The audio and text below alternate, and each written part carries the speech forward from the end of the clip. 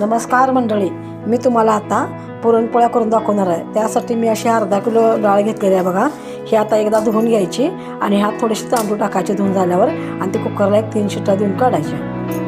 थोडेसे तांदूळ घातले बघा। आता हे कुकरला 3 शिट्ट्या आपण देऊया। आता बघा हे मी कणिक किंवा मळलेले आहे।